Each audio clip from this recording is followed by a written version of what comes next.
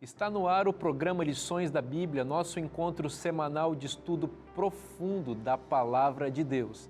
Nesta semana, nós vamos estudar o custo do descanso. Todos nós queremos ter o verdadeiro descanso que resulta da relação com Deus, mas existem passos para que nós possamos encontrar essa paz que vem de Deus. Se você quer saber um pouco mais sobre isso, fique conosco, porque está no ar o programa Lições da Bíblia.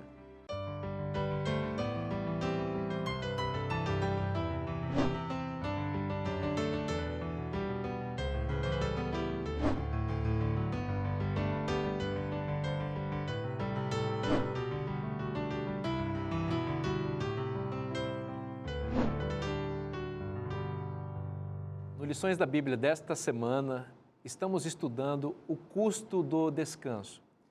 Nós já aprendemos aqui que a culpa, o pecado, em realidade, é a grande mola propulsora da inquietude humana.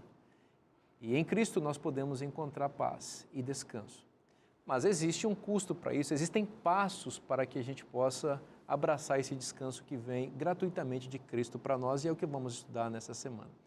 Então, para esse estudo, mais uma vez eu tenho a companhia dos meus queridos amigos que estão conosco ao longo de toda essa temporada e apresento a eles para vocês mais uma vez meu amigo Márcio Tonetti, editor e jornalista na Casa Publicadora. Seja bem-vindo, meu amigo. Que bom que a gente está junto de novo para a gente prosseguir aqui a nossa jornada, né? A nossa conversa. Bacana. Pastor Vanderlei Dornelles, professor e coordenador de pós-graduação na Faculdade de Teologia do UNASP Engenheiro Coelho. Seja bem-vindo, pastor. Ok, pastor Vinícius, uma alegria podermos continuar a nossa jornada aqui pelo descanso na Bíblia. E pastor Fábio, líder para os 3 estados do sul do Brasil, para o Ministério Pessoal e Escola Sabatina, do nosso guia de estudos. Seja bem-vindo, pastor, mais uma vez. Uma alegria, pastor Vinícius, estar com o senhor, com os demais, participando desse estudo tão importante sobre o descanso, né? Muito bom. Exatamente. Pastor Fábio, por favor, faça uma oração para pedir a bênção de Deus para o nosso estudo. Nós te agradecemos, Senhor, pelas bênçãos do estudo da Tua Palavra, que nos ajudam, que nos orientam, que nos ensinam a andar sempre no Teu caminho e a encontrar no Senhor descanso. Que nesta hora a Tua graça alcance cada coração que nos ouve, da nossa audiência lá em casa, e que cada família, cada lar, receba agora a Tua Palavra, a luz da Tua Palavra, para viverem assim uma vida cristã de descanso no Senhor. Amém. Amém. Amém. Amém. Uma frase muito conhecida de Agostinho de Hipona, é muito famosa essa frase e é bonita, diz assim: fizeste-nos para ti, e inquieto está nosso coração enquanto não repousar em ti. Ela é bonita porque ela expressa uma realidade, né? O coração humano é um coração inquieto e ele só vai encontrar esse verdadeiro descanso quando encontrar a fonte do poder e da paz, que é Deus. Mas o pecado é essa grande força contrária, né? Que impede a nossa comunhão com Cristo e, por conseguinte, ou por consequência, termos essa paz que é ofertada por Cristo no Evangelho, né? Neste estudo, nós vamos nos concentrar na experiência de pecado e arrependimento do grande rei Davi. Veja que a inquietude está presente até nas melhores famílias, né? Uhum. E esta é realmente uma grande família, né? Porque é a família da qual veio Jesus. Davi é um antepassado primordial aqui de Cristo, né, por assim dizer, um dos mais importantes antepassados de Cristo. No entanto, ele experimentou na pele o que significa a inquietude e caiu feio, né? Uma história bastante conhecida. Como é que foi essa história, pastor Fábio, aí, assim, dá um panorama geral, assim, de como que esse rei tão fiel, chamado inclusive de o homem segundo o coração de Deus, como é que ele caiu assim tão grandemente? Bem, Deus já havia orientado que os reis não deviam fazer 3 coisas. Uma delas, não acumular riquezas, e a segunda, não ter muitas mulheres, uma mulher só. Mas Davi, infelizmente, era um homem dado a muitas paixões. E ele gostava das mulheres. E neste caso, quando em vez de estar na guerra, na batalha, ele estava no seu palácio, no terraço do seu palácio, sem fazer nada. E aqui vem o ponto. Né? Em vez de estar trabalhando, em vez de estar guerreando, em vez de estar na linha de frente, ele estava deitado, dormindo na ociosidade. Veja, não estou aqui falando que ele estava naquele ócio criativo, né? Quando algumas pessoas elas param para refletir, para pensar na vida, para criar. Sim. Ele estava tem até algumas palavras aí que eu não vou citar aqui, né? Mas era preguiça mesmo, né? Preguiça. E Aristóteles diz o seguinte: a felicidade e a saúde são incompatíveis com a ociosidade. Porque a ociosidade tanto te traz problemas físicos, porque você não se exercita, você não se movimenta, você não mexe com o teu corpo, como a questão mental, né? Tua mente parada, você então começa a pensar o que não deve. E ele ali passeando, viu uma mulher muito bonita, que não era a esposa dele, não era dele, e ele infelizmente caiu em pecado com ela. Ele adulterou com ela e depois arquitetou todo um plano, porque um pecado chama outro pecado e outro pecado, para poder esconder aquele pecado, e realmente aquilo trouxe muita dor e muita destruição para a família de Davi. Interessante, porque a gente tem um contexto aqui que é o oposto até daquilo que a gente já abordou em outros programas, né? Porque se em um dos extremos você tem o problema da vida agitada, tirando o foco espiritual, aqui você tem um contexto de ociosidade que também gera problemas e que tira o foco. E é muito interessante, o pastor Dornelles vai falar um pouquinho mais sobre isso, mas o contexto que Davi está vivendo nessa época era um cenário muito favorável para o reino, né, de expansão, dentro da sua política de expansão territorial, militar. Praticamente você tinha apenas o que ali, os amonitas, né, no caminho. Estavam com os cofres cheios, né? Era hora de avançar, cenário, né? de calmaria. Mas, enfim, essa parada que ele dá no momento em que não deveria ter, isso gera um grande problema e Satanás, o inimigo, se aproveita desse contexto ali de fragilidade. Exatamente. Antes de passar a palavra, pastor Dornelles, às vezes o texto bíblico ele amplia assim, a nossa capacidade de enxergar a realidade aqui, né? No verso 2 de 2 Samuel 11, verso 2, 2 Samuel 11, verso 2, diz assim: uma tarde, olha só os destaques, uma tarde, levantou-se Davi do seu leito. Então, olha, era de tarde, então você tem, né, à tarde, né? Eu sei que de tarde às vezes é complicado dá vontade de dar uma cochilada, né? Após o almoço? Após o almoço, né? Mas não a tarde toda, Não a tarde toda. Uma tarde, levantou-se. Então ele estava como? Deitado no seu leito. E ele não levantou para fazer alguma coisa útil. Ele levantou para passear no terraço da casa real. Então, olha, se você vê, pastor Fábio, exatamente um contexto bem claro de ociosidade aí. Eu lembro minha avó, minha mãe falando, mente vazia é oficina do diabo. Então, os ditados populares, eles têm bastante sabedoria, né? Então, a mente dele estava completamente vazia. E esse é o momento que o diabo vai trabalhar na sua oficina. Daí viu uma mulher que estava tomando banho. De cima do terraço, uma mulher tomando banho, e ela era muito formosa. Então, uma mente desocupada, sem ter compromisso com nada, uma pessoa que estava fugindo da sua responsabilidade, como você colocou, era um momento que os reis saem para a guerra, está dizendo aqui, provavelmente a primavera, um período de estio, era um momento de lutar para expandir o reino de Deus, e ele estava em casa, talvez farto já de tudo aquilo que tinha conquistado e achando que era o cara, né? É que está o detalhe, né? Acabou, quem sabe, se esquecendo de que, por mais que alguns inimigos ali naquela geografia estivessem conquistados, mas que havia um inimigo maior, né? Maior. Inimigo maior. Interessante que você destacou aí que ele está em casa e está deitado à tarde, né?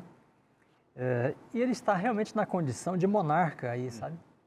Porque a palavra monarca quer dizer o único governante, né? Vem do grego, né? Monarques. E arcon, no grego, é o governante, é o príncipe, né? O interessante é que em Israel não haveria nunca um monarca, porque o rei era corregente com Deus. Então, na tradição judaica, consta que o Shekinah, ou a Shekinah, né, na arca, era o trono de Deus em Israel. E o trono do rei em Jerusalém era o trono do corregente. E quando o rei era ungido, ele recebia a coroa, ele assentava-se no trono e ele também recebia um livro, né, uma cópia do livro da lei. Porque lá no lugar santíssimo estava a arca, estava a Shekinah, o trono, e estava também o livro da lei. E lá o corregente teria de ter as mesmas coisas. Então, o rei nunca seria, de fato, um monarca. Ele era um corregente com Deus, porque Deus é o regente. Uma espécie de primeiro-ministro. E para que ele governasse assim, então ele tinha uma cópia do livro da lei consigo. Mas alguns reis nem tiveram, e nem sabiam que a lei existia. Veja que Josias descobre, né? Encontra o livro da lei perdido no templo e ele começa a ler. Ele rasga as vestes, né? Porque ele sequer sabia que existia o livro. Bom, o monarca, o que caracteriza o monarca? Ele é dono de todo o seu reino, né? Veja, dizem que a rainha da Inglaterra é, em primeira instância, a proprietária de todo o Reino Unido, né? E os súditos todos têm o direito de uso das propriedades. Mas tudo é dela. Então, Davi olha aquela mulher e fala, olha, Me pertence. eu sou o monarca aqui. De quem ela é? Ah, é esposa de fulano. Não, traga para mim. Então, Davi se comporta aqui, de fato, como monarca, né? Ele manda Joabe para a guerra, como os exércitos, ele fica em casa, né? Ele está realmente vivendo como um senhor de todas as coisas. E esta situação é que o torna cansado e exausto. Porque ele tem tudo nas suas mãos e quanto mais temos, mais preocupados seremos, né? Mais exaustos ficaremos e mais incapazes de julgar entre o certo e o errado. Então, esse é o grande problema do monarca, né? Ele tem tudo, ele está sob o peso de todas essas coisas e ele se sente como Deus, né? Então, Davi toma a mulher de Urias como se todo mundo fosse propriedade dele, né? E há uma frase, né, aqui de Urias que contrasta muito isso, né? Ele diz assim, como poderia eu ir para casa, comer e beber e deitar-se com a minha mulher, enquanto meus colegas estão em batalha, né? E Davi, enquanto os colegas estão em batalha, ele acha que pode deitar-se com a mulher de outro. Então, esta é realmente a situação mais baixa, né, de contraste, todo o histórico de Davi. No momento que ele é rei, de fato, é quando ele vai mais baixo, né, e afunda na condição de inquietação, porque nada o satisfaz. Ele tem de ir pegando as coisas, né, para experimentá-las. Então, quanto mais poder, menos capacidade de julgar entre o certo e o errado. E esse descanso, entre aspas, que ele estava usufruindo aí, né, nessa tarde, no seu leito, no seu palácio, no seu terraço, com a sua vista privilegiada, né? É a antítese do verdadeiro descanso. Exatamente, a antítese do verdadeiro descanso e proporcionou para ele o que foi o pior cansaço que ele experimentou na vida, que foi o fundo do poço, né? Então, como consequência desse ato impensado, nesse ócio que ele estava vivendo, ele trouxe tanto problema, tanto prejuízo, tanta guerra, tanta espada para dentro da sua casa, né? Uma família desestruturada. Como consequência Não disso. só uma mancha na sua biografia, né? Se perpetuou ao longo da história, mas, enfim, ruína, né? Muita ruína para sua família. E ele tentou, como vocês já destacaram, tentou encobrir esse pecado que aí também participa, é uma parte também dessa ansiedade, dessa tentativa humana de sobreviver no meio dessa inquietude, né? Ao invés de, no primeiro momento, reconhecer o seu pecado e assim se livrar desse fardo ou desse cansaço produzido por essa culpa grande, ele tenta encobrir. E essa tentativa, pastor Fábio, de encobrir foi pior ainda, né? Ele ficou, acho que, mais de um ano escondido, recluso, aliás, né? Até quando realmente Deus envia, né, o profeta Natan para poder confrontá-lo e aí começar o processo de cura. Mas enquanto ele esteve ali recluso, ele não tinha paz, ele não dormia. O sentimento de culpa, né? Você sabia que Exatamente. isso aí afeta muito a gente, né? Claro.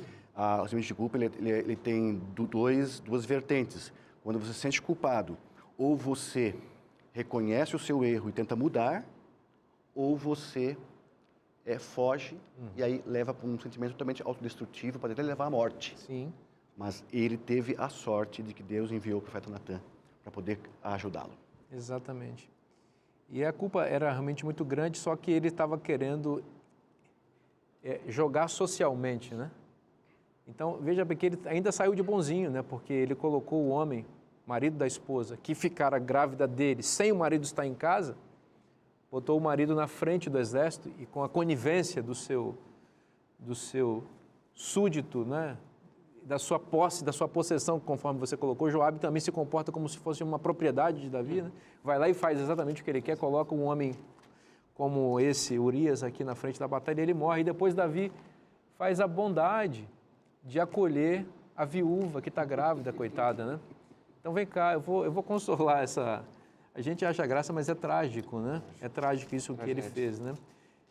Isso mostra até onde a gente vai, o ser humano pode ir com o pecado quando ele busca resolver esse problema longe da fonte eterna que é Deus. Sabe, gente, a fonte eterna que é Deus está acessível a nós por meio do estudo da palavra dele, que é a Bíblia. E o nosso guia de estudos é exatamente uma maneira instrumental de a gente estudar a Bíblia todos os dias, porque sem isso a gente não encontra a fonte do poder. Então, eu quero recomendar que você conheça esse material, o nosso guia de estudos, a lição da Escola Sabatina, que durante essa temporada está imperdível, está maravilhosa. Convido você a conhecer um pouco mais desse material na editora da Igreja Adventista no Brasil, CPB, e o site você já sabe, cpb.com.br. O Lições da Bíblia, que é o programa que nós estudamos da Palavra de Deus, oferece para você essa oportunidade para que você conheça mais e aprenda a meditar também na Palavra de Deus. Nós vamos para um rápido intervalo e na volta vamos estudar ainda mais a história de Davi e as implicações e as consequências desse pecado terrível na vida dele. É rapidinho, não saia daí. Lições da Bíblia volta já já. Não foi Natã que convenceu Davi do seu pecado, né? E essa nem é uma obra nossa, né? Embora nós possamos ser instrumentos de Deus, mas quem faz o papel daquele que vai convencer os pecadores, né, do pecado, da justiça e do juízo, sempre é o Espírito Santo. Exatamente. Hoje, pastor Vinícius, muita gente não dorme por causa do sentimento de culpa, né? Estamos de volta com o programa Lições da Bíblia, o nosso encontro semanal de estudo profundo da Palavra de Deus. E no bloco anterior estávamos conversando sobre o pecado de Davi. Eu quero oferecer para você este material imperdível sobre o nosso guia de estudos. É uma série de comentários da escritora norte-americana Ellen White sobre o assunto de cada semana do nosso guia. Eu já disse a vocês que eu tenho sido abençoado com os escritos dessa autora, escritos inspirados dessa autora que tem falado ao meu coração e me ajudado a entender um pouco melhor da Palavra de Deus. Aqui os meus convidados também, eu posso dizer em nome deles, eles são encantados com aquilo que eles descobrem, o que essa autora escreveu. E aqui você tem a oportunidade de ter condensado numa revista especial todo o material dela, ou grande parte do material dela sobre o tema do nosso guia de estudos. Então, se você deseja conhecer um pouco mais, você já sabe, cpb.com.br é o site da editora Casa Publicadora Brasileira. Amigos, o pecado gera culpa. E nós vimos no bloco anterior que Davi ficou tentando esconder essa culpa e esse pecado, colocando debaixo do tapete essa sujeira terrível que ele fez. Mas chega uma hora que a coisa aparece, não tem jeito, né? O pecado, ele pula e ele é revelado e com isso traz vergonha, traz tristeza, traz problemas para o indivíduo, para a sua família. E é muito importante, ou essencial, melhor dizendo, que o pecado seja reconhecido.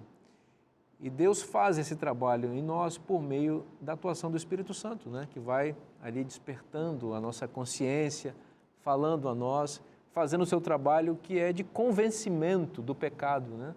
E da justiça e do juízo de Deus. Como é que foi que Deus fez? O que Deus fez, pastor Dornelles, para aguçar em Davi esse senso de pecado, né? E levá-lo ao reconhecimento? Que estratégias Deus usou para isso? O profeta vai falar com ele, né? O profeta Natã. E veja que este era um profeta que servia o palácio. Era um profeta possivelmente mantido, né, pelo próprio palácio. Da corte, né? Da corte, né? Porém, ele não podia enfrentar o rei, né? e acusá-lo, né, condená-lo por si mesmo. Então ele conta uma parábola, né, uma história sobre um homem muito rico, né, tinha muitas ovelhas. Ele recebe um visitante e ele manda, rei, matar a ovelha do vizinho, que tinha só uma, né? Aí, então Davi se enfurece, né, porque ele conhecia, Natan conhecia o senso de justiça de Davi. Então ele armou, né, e Davi caiu exatamente.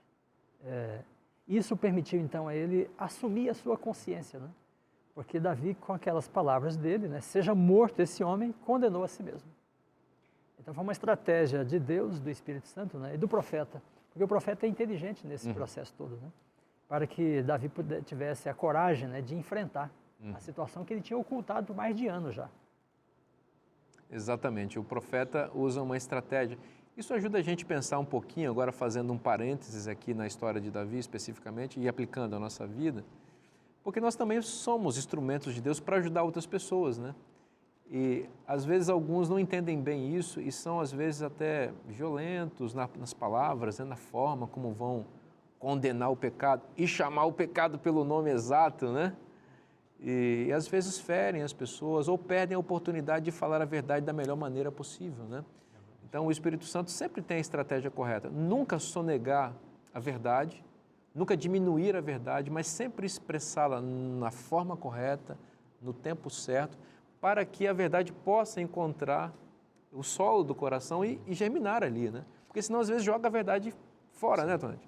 Verdade, você vê uma coisa interessante, né, que, assim, Natan é extremamente sábio, né? Ele começa contando a história da ovelha e sabia que Davi se identificava com isso. Davi havia sido um pastor de ovelhas, né? E ele usa essa estratégia, né? Agora, uma coisa interessante, né, que tem que ver com isso que você comentou, pastor Vinícius. Não foi Natan que convenceu Davi do seu pecado, né? E essa nem é uma obra nossa, né? Embora nós possamos ser instrumentos de Deus, mas quem faz o papel daquele que vai convencer os pecadores, né, do pecado, da justiça e do juízo, sempre é o Espírito Santo. Exatamente. Hoje, pastor Vinícius, muita gente não dorme por causa do sentimento de culpa, né? Peso, né, de pecados, de agora e de outrora. E aquilo, alguns vão carregando durante anos, aquilo ali, aquilo vai se acumulando e algumas pessoas caem até em depressão. Então, a importância de você estar sempre atento a ouvir a voz de Deus, seja através de um profeta, como no caso aqui Natan, para Davi, através de uma leitura de um texto bíblico, de um programa como esse no Novo Tempo, de um sermão na igreja que você ouve do seu pastor, mas estar sempre atento a ouvir a voz do Espírito Santo, porque é Ele, como o senhor disse, né, que nos convence do pecado, da justiça e do juízo. Então, este é o caminho, andai nele. Exatamente. Então, quando você reconhece isso, você cai em si. Davi falou, eu pequei contra o Senhor. Por que ele não falou que ele não pecou, que ele pecou contra Urias ou contra Batseba? Ele falou, eu pequei contra o Senhor. Né? Porque todo pecado, na sua raiz, é contra Deus. Quando você atinge um filho de Deus, um irmão nosso, você atinge o próprio Deus. Todo pecado é contra Deus. Você sabe, pastor Fábio, você estava falando, eu estava pensando aqui numa coisa. Nós estamos vivendo num tempo em que, mesmo dentro do cristianismo, as pessoas não querem ser confrontadas com seus pecados. Elas querem que os seus pecados sejam relativizados. Então, às vezes, a gente não pode, não é que a gente não pode, né? Existe uma tentativa de cercear, inclusive, a voz profética, bíblica. Outros tentam relativizar ou, usando uma linguagem atual, atualizar o texto bíblico que condena determinados pecados, porque essas condenações proféticas, a voz dos Natãs bíblicos, né, parecem bastante agressivas, né? Então as pessoas não querem ser confrontadas com os seus erros, então querem que esses pecados sejam, essas vozes sejam diminuídas. Mas a receita para a cura e para o descanso é a confrontação estratégica, bondosa, mais assertiva do Espírito Santo por meio da voz profética. Natan era um profeta, você destacou isso, Dornelis. Era o profeta. Sem o profeta, ou a voz profética, ou o escrito profético, não existe confrontação com o pecado. Não é? Interessante que esse é um momento dramático da vida de Davi, como já falamos aqui, mancha a biografia dele, né? Mas Deus usou essa situação não só para a restauração dele, mas para ensinar muita coisa para nós, né? E aqui se cumpre aquilo que Paulo fala, né? Onde abundou o pecado, superabundou a graça. Porque a graça se manifesta na vida de Davi de forma extraordinária, né? Primeiro, o reconhecimento dele, né? Ele é confrontado e ele se curva diante de Deus, né? Ele assume o seu pecado e depois assume publicamente, né? Então, a experiência dele se transforma, assim, numa fonte de instrução para nós, ao lidarmos, né, com situações parecidas. E o pastor Fábio destacou aqui, né? Ele assume claramente, né? Olha, verso 2 Samuel 12, verso 13, né? Pequei contra o Senhor. E para que não haja dúvida, né? Quando ele escreve o Salmo 51, é o salmo dele mesmo, e é sobre isto, né? Porque no Salmo 51, verso 4, ele diz, pequei contra ti. Contra ti somente fiz o que é mal perante os teus olhos. Olha, isso faz a gente se lembrar de José, né? Gênesis 39, Essa é a mesma coisa. versículo 9, né? Ele diz assim, como, pois, cometeria eu tamanha maldade e pecaria contra Deus?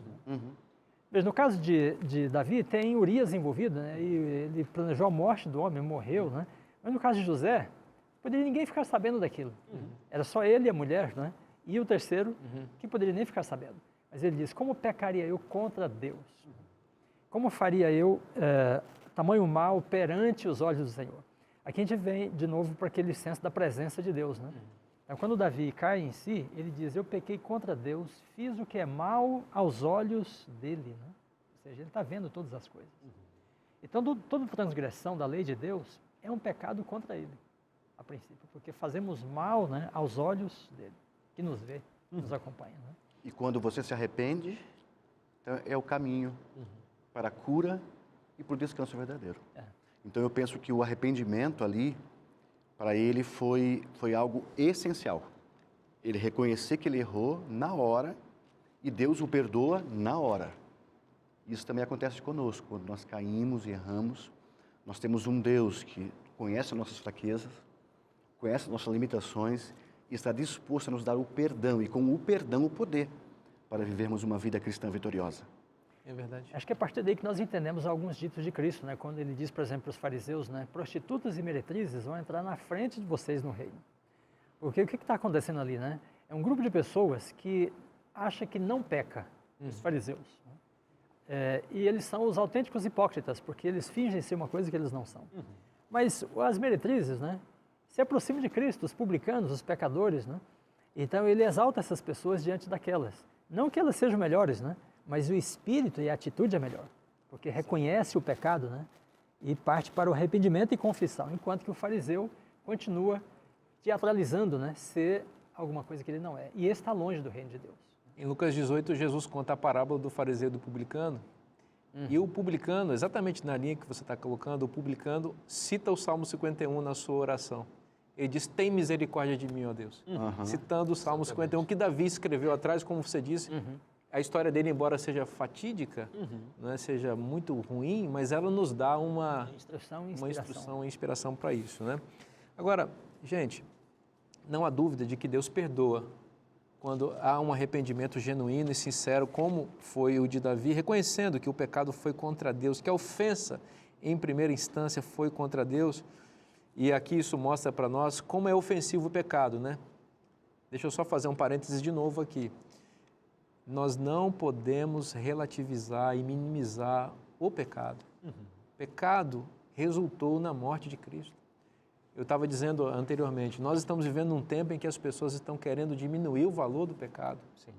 Estão domesticando pecados. Então, a gente estava falando da voz profética representada aqui por Natan, né, que foi quem despertou a consciência de Davi. Hoje as pessoas estão fazendo isso aqui, ó, fechando suas Bíblias que ficam empoeiradas, guia de estudos, lição da escola sabatina, nada, textos inspirados de Ellen White, muito menos, e elas estão assistindo tudo que a TV, a internet tem a dizer, os formadores de opinião têm a dizer sobre os hábitos que a Bíblia chama de pecado e que estão sendo chamados de coisa boa. Adultério, nessa sociedade nossa, hoje é variar a relação. Divórcio é considerado, não deu, tá bom, toca a vida, consegue outra pessoa. né? Então as pessoas vão relativizando os pecados. A gente poderia enumerar vários pecados terríveis que a sociedade está encarando como se fosse coisa boa hoje. Então, quando a voz profética está fechada e os ouvidos estão ouvindo o que o discurso do mundo está dizendo, a gente vai relativizando o pecado. Agora, se a gente quiser realmente o descanso em Cristo, a gente tem que fazer esse movimento. Abrir a palavra de Deus. E aí a voz profética, na medida que nós vamos lendo, ela vai falando e vai nos confrontando. E aí, o arrependimento pode se tornar uma realidade. Isso é muito interessante, né? Porque a culpa tem um papel fundamental, né? Nós poderíamos dizer, para a confissão, né? A culpa, ela, de um lado, claro, ela pode se tornar doentia, né? Mas a culpa, quando, assim, do ponto de vista bíblico, né? Ela tem um papel restaurador.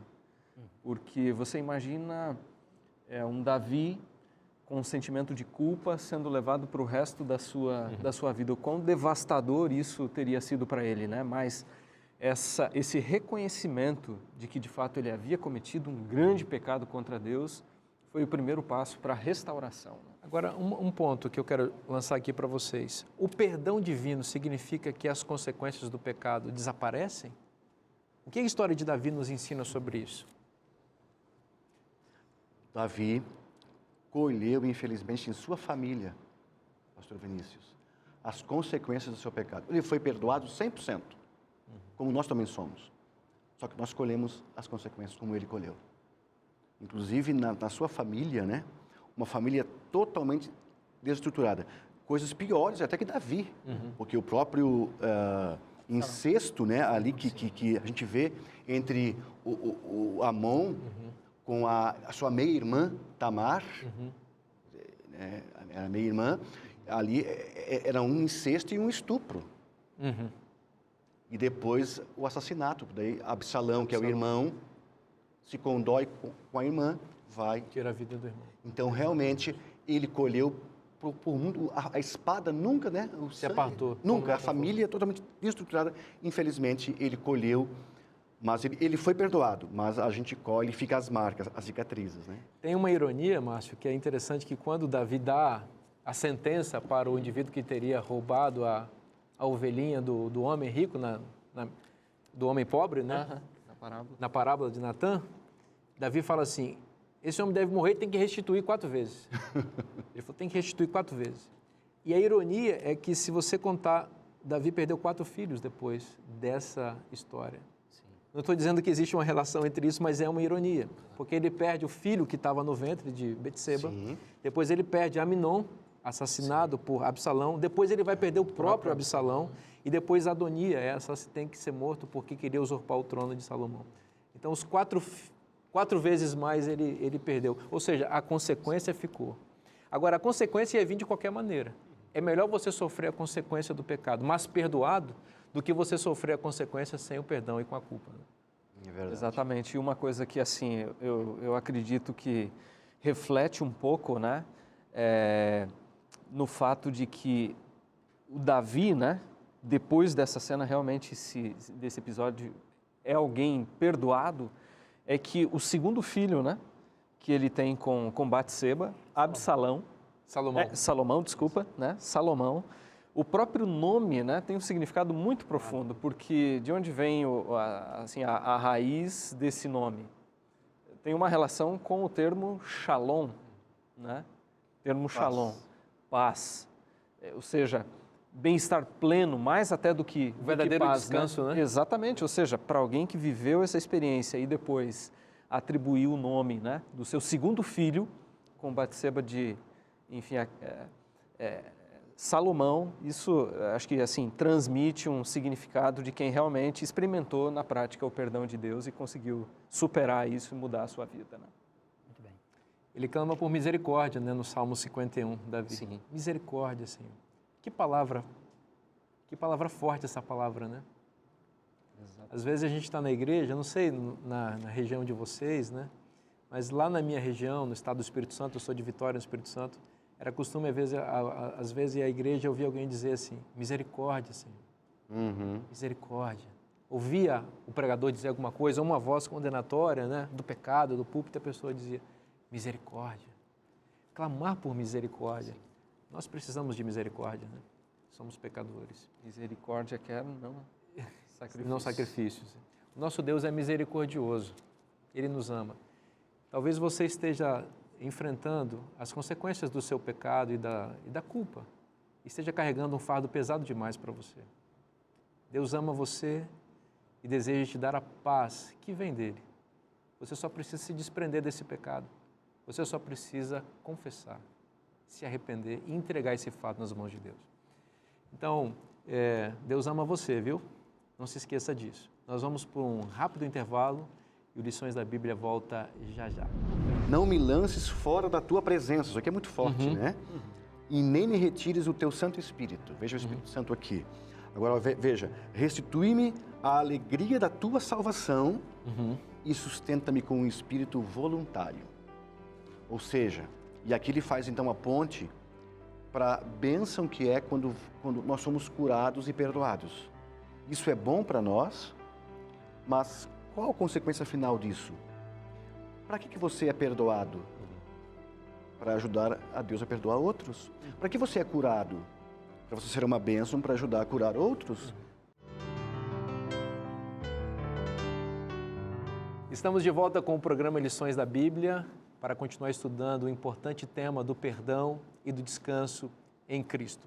Eu quero fazer um oferecimento para você, que é um material assim muito especial que foi desenvolvido para te apresentar o descanso sabático, o descanso do sábado semanal. Esse material escrito pelo pastor Frederico Branco foi desenvolvido exatamente para que você conheça a doutrina do sábado. Eu queria estimular você a estudar esse material, a pedir esse material aí nos telefones que aparecem na sua tela, no telefone e no WhatsApp. Você pode ligar ou passar uma mensagem e nós vamos ter a alegria de enviar para você totalmente gratuito isso aqui. Então você pode ligar lá, passar mensagem e dizer, olha, eu vou ouvir lá no Lições da Bíblia, o pastor Vinícius falou que eu tenho direito a um brinde, um presente, eu quero receber. E você vai receber, é só você pedir, tá bom? Então espero que você usufrua desse material que vai ser uma bênção para a sua vida e para a sua família. Amigos, pecado tem consequências, a gente viu isso e as consequências ficam, mas o perdão, ele apaga tudo o que há de ruim e nos coloca num novo status, né, diante de Deus, status de justificados, de perdoados, de salvos. E tudo isso está disponível para aqueles que se arrependem, que pedem perdão, né, e recebem de Deus essa oferta gratuita, né, que é o seu perdão maravilhoso. Bom, o Salmo 51 é uma pérola do Evangelho, né? É um tesouro nas páginas da Escritura, que, como diz o pastor Dornelles, é uma espécie de resumo da experiência de Davi, que serviu para nós como instrução do pecado que ele cometeu e nos ajuda também a lidar com as situações similares que nós enfrentamos na vida. Eu quero destacar aqui o que está no verso 7, no primeiro momento. Veja, leiam comigo. Disse Davi, Salmo 51, verso 7. Purifica-me com hisopo e ficarei limpo. Lava-me e ficarei mais alvo que a neve. Purifica-me, pastor Dornelles. Ele está clamando por purificação. Existe uma relação entre purificação e perdão? Existe um texto bastante interessante lá em Daniel 8,14, né?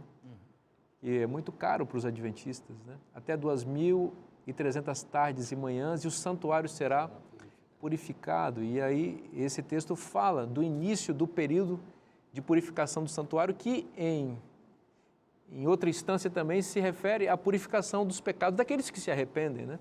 Pastor Dornelles, qual a relação entre perdão e purificação? A gente consegue fazer ou essas coisas andam separadas? Bom, a consciência culpada é uma consciência carregada, né? É uma consciência manchada, que fruto, que é produtora, né, de inquietação, de intranquilidade, de ausência de descanso. Então, purificar é tirar aquilo que está pesando sobre, né? A gente pode se lembrar do santuário, porque Davi utiliza aqui uma expressão típica, né, do ritual do santuário. Então, o sangue do animal de sacrifício era levado para dentro do santuário, aspergido, né? E através desse sangue ficava como que um registro dos pecados no santuário. No dia da expiação, então tudo aquilo seria purificado. Todos os pecados seriam apagados, cancelados, né? E o santuário então seria esvaziado deles. Então, ao final de um ano, de um ciclo, né, de sacrifícios, o santuário estava carregado de pecados, de todo o povo de Israel. E Davi aqui está carregado de pecado, né? Depois de um ano lutando com a sua consciência. Então, ao clamar por purificação, ele usa essa expressão, né, como se ele tivesse consciência, ele está carregado, ele está cheio, né, da iniquidade. E ele será libertado desse peso. Então, purificar, perdoar, remover o peso, né, é o sentido dessa expressão que ele utiliza aqui. Né? Olha, muito interessante essa relação que você fez com o santuário, porque ele clama por purificação e talvez o texto revele a consciência de Davi de que o pecado é uma coisa que, quando nós recebemos o perdão, ele sai de nós, mas ele não desaparece. Ele é transferido. O hisopo era exatamente essa plantinha que o sacerdote usava para molhar no sangue do animal que recebeu a culpa, né, no lugar do pecador. Né? O processo era esse. O animal, o pecador confessa o seu pecado, transfere o seu pecado para o animal morre. O sangue dele fica portando. O sangue fica ali, o sangue dele é portador daquele pecado simbolicamente. O sacerdote molha o hisopo, a planta, né, no sangue que carrega o pecado e ele transfere esse pecado para o santuário.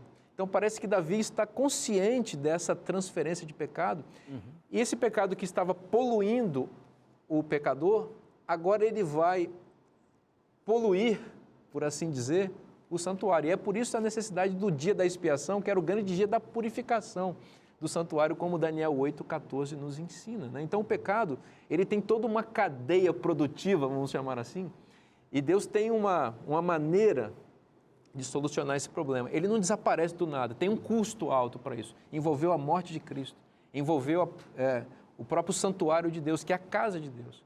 E Deus colocou a sua casa em jogo aí para salvar a humanidade, né? E Davi tem certeza que isso é eficaz, né? Porque ele diz assim, ficarei limpo, né? Ficarei mais alvo que a neve. Ou seja, a remoção é completa, né? O perdão de Deus é completamente eficaz. Exatamente. Muito legal essa ideia, né, de ser lavado, né, para ficar limpo, né? É por isso Apocalipse vai dizer, né, bem-aventurados aqueles que lavam as suas vestiduras no sangue do Cordeiro, né? Então há essa necessidade. Agora, enfim, vocês falavam, né, sobre a relação entre perdão e purificação, e aqui no Salmo 51 a gente vê uma relação também entre perdão e recriação. Porque é muito interessante, porque no verso 10 a gente vai ver ali, né? Enfim, Davi dizendo, cria em mim, ó Deus, um coração puro e renova dentro de mim um espírito inabalável. E o verbo usado ali é bara, né? O mesmo que é usado lá em Gênesis, quando diz que Deus criou. E Deus cria do nada. Davi não tinha nada para oferecer. Deus, ele não cria, mas ele recria, né? Faz do zero. Davi. E esse é um passo fundamental para que ele experimente o descanso. Como nós estávamos conversando aqui, o perdão, ele precede o descanso. Né? E não é uma graça barata que está em jogo aqui. Veja, ele precisa do perdão. Porque o perdão vai tirar o pecado dele, mas ele está pedindo por pureza, que é, se você parar para pensar, também tem contornos éticos posteriores, morais. Ou seja, eu quero continuar sendo puro. Eu não quero fazer de novo o que eu fiz. E Davi sabe que a origem dos atos pecaminosos dele é um coração poluído. Então me dá um coração puro, porque um coração puro vai resultar em atitudes puras, santas, diferentes daquelas que ele cometeu com Betseba e Urias. Então, veja bem, a Bíblia não separa justificação e santificação. A Bíblia não separa fé e obras. A Bíblia não separa essas coisas porque são faces de uma mesma moeda. Eu não posso ficar pedindo perdão a Deus e, ao mesmo tempo, querendo sustentar uma vida pecaminosa posterior. Então, o perdão divino sempre está associado com a capacidade divina para a santidade. Essas coisas não se separam. E ainda no verso, pastor, 12, né? 41, verso 11. Aliás, 51, verso 11. Não me lances fora da tua presença. Isso aqui é muito forte, né? E nem me retires o teu Santo Espírito. Veja o Espírito Santo aqui. Agora, veja. Restitui-me a alegria da tua salvação e sustenta-me com um espírito voluntário.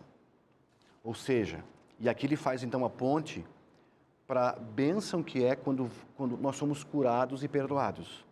Isso é bom para nós, mas qual a consequência final disso? Para que você é perdoado? Para ajudar a Deus a perdoar outros. Para que você é curado? Para você ser uma bênção para ajudar a curar outros. Para que você é purificado? Para você levar a purificação ao outro através de... Então, olha o verso 13. Então ensinarei aos transgressores os teus caminhos, e os pecadores se converterão a ti. Ou seja, Davi agora ele quer ser uma testemunha viva da cura e do perdão que ele recebeu. Assim como nós também devemos ser. Testemunha viva através do nosso exemplo, porque você pode ver, né? Aqueles que eram beberrão, os beberrões, enfim, os bandidos e tudo mais. E agora, nossa, aquela pessoa está andando tão bem, olha, indo para a igreja, olha, louvando a Deus. Como que pode? Eu quero saber o que aconteceu. Então, nós somos testemunhas vivas, mas também não só pelo exemplo, mas pela palavra. Aí o verso 15. Abre, Senhor, os meus lábios, e a minha boca manifestará o teu louvor. Então, somos chamados, amigos, para sermos testemunhas, refletores dessa luz de Deus. O que Ele fez conosco, devemos levar para que Ele faça também com os outros, né? Testemunhar a cada dia, a cada semana, da graça que nós encontramos no Senhor Jesus. Um coração transformado nunca será um coração silencioso. Né? Jamais. Vai se tornar um alto-falante de Deus para transmitir a mensagem da graça que nós recebemos no coração. Agora, Davi clama aqui por não me repulses da tua presença, Dornelles. Tem coisas bonitas aí também nisso daí. Então, essa é um arrependimento verdadeiro, né? Porque, veja que enquanto a gente se lembra de Adão e Eva, né? Quando eles pecam, estão culpados, né? A reação deles é de tentar fugir de Deus, de se esconder de Deus. Pulando até o final, né? No Apocalipse, capítulo 6, final do 6º selo, né? Diz que os reis da terra, os grandes, os comandantes, todo escravo, todo livre, tentam se esconder nas cavernas, nos buracos da terra, para se ocultarem da presença. Então, veja, aí é a situação em que o pecado está forte, está latente, né? E as pessoas não desejam estar na presença, porque a presença de Deus é como se fosse fogo consumidor para elas. Mas Davi já se arrependeu de fato, né? E ele quer permanecer na presença. Eles não retirem de mim o teu Santo Espírito, ele quer a presença de Deus com ele. Então, esse clamor pela presença é muito importante, porque Davi reconhece que sem a presença de Deus, ele não é nada. Sem o Espírito de Deus, como que ele poderia guiar Israel? Nós temos de permanecer na presença dele. A presença de Deus é tudo que nós temos. E o senso da presença de Deus, mais uma vez, nos ajuda a nos manter fiéis a Deus. Quando é que nós pecamos? Quando nós esquecemos que Deus está presente. Nós achamos que estamos ocultos, né? Exatamente. Naquele dia que Davi acordou tarde, ele lá foi passear no palácio, ele esqueceu da presença de Deus. Como você disse, ele era o monarca, ele era o rei, então esqueceu da presença de Deus e o pecado ficou fácil de ser cometido, né? Então, andar na presença de Deus é uma coisa muito importante, né, Tonete? É o que Deus disse para Abraão, né? Anda na minha presença. Exatamente, ser perfeito. Ser perfeito, exatamente. Eu acho que andar na presença de Deus aguça o senso de justiça do que é correto, né? Aliás, Davi vai dizer em outro salmo, eu não lembro agora de cabeça, vocês podem me dizer, mas, enfim, analisando a condição do ímpio, ele diz assim, até que entrei no santuário. O santuário era o local da Salmo presença, 73. Salmo 73, da presença de Deus. E aí as coisas se esclarecem, né? Exatamente. Essa coisa do andar com Deus é uma imagem bíblica belíssima que vai aparecer lá, a princípio, no Gênesis 5, com Enoque, né? O homem que andava com Deus e Deus o tomou para si. Depois nós vamos ver Abraão, conforme vocês já disseram, e o próprio Davi também como amigo de Deus, o homem segundo o coração de Deus. É a pessoa que tem o senso da presença divina. Então, pastor Fábio, o resultado disso vai ser testemunho, glorificação. Como Davi diz aqui no Salmo 51, 17, aliás, 15, abre, Senhor, os meus lábios e a minha boca manifestará os teus louvores. Esse é o desejo final de Deus, que cada seguidor dele, que cada cristão, que cada filho dele cumpra a missão. Aquilo que Deus fez em nós e por nós, nós vamos fazer pelos outros. Então, não podemos nos calar. Em alto e bom som, sermos o arauto dessa verdade de perdão e graça que nós encontramos em Jesus. Você sabe que o coração perdoado, genuinamente perdoado, ele expressa a verdadeira adoração. E a verdadeira adoração, ela é sempre testemunhal, né? As pessoas vão ser beneficiados por ela, né? Então, é isso que Davi diz aqui no Salmo 51, no final, nos versículos 18 e 19, 17 em diante, até o final. Ele diz, olha, Deus não quer sacrifícios. Quando esses sacrifícios, eles são incompatíveis com aquilo que a gente pensa. Agora, quando a gente é perdoado e recebe esse perdão divino, o nosso louvor e o nosso sacrifício é aceitável. E aí Deus aceita aquilo que a gente oferece, o nosso serviço, os nossos recursos, a nossa vida como um todo, os nossos dons, tudo fica potencializado pela graça divina. É o perdão a resposta. Então, se o pecado chegou na sua vida e você abriu as portas para ele, não tente relativizá-lo, não tente escondê-lo, não tente diminuí-lo. Você tem a receita para se livrar dele, que é o perdão divino que está disponível para você. Tá bom? Quero te dizer uma coisa, o perdão está na Bíblia. E se está na Bíblia, é bom para você. Deus abençoe muito você e sua família. Semana que vem a gente se encontra. Um forte abraço e até semana que vem.